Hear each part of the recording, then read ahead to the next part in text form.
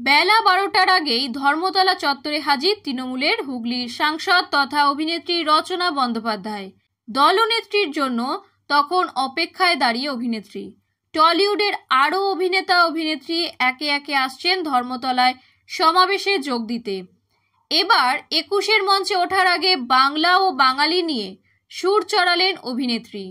দেশ জুড়ে বাঙালি পরিযায়ী শ্রমিকদের উপর যে হেনস্থার অভিযোগ উঠছে তার প্রতিবাদ রচনার গলায়।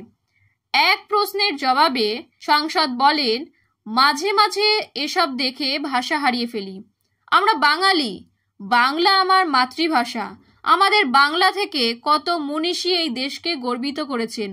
এও সম্ভব, একটা মানুষ বাংলায় কথা বলছেন বলে তাকে ধরে নিয়ে যাওয়া হচ্ছে। আমিও বাংলায় কথা বলি, ধরে নিয়ে যান আমাকে।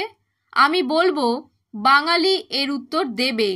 শুধু তাই নয়, নিজের সংসদীয় এলাকার মানুষদের পাশে যে তিনি আছেন 21-এর মঞ্চে পৌঁছে সেই বার্তাই দিতে চাইলেন সাংসদ।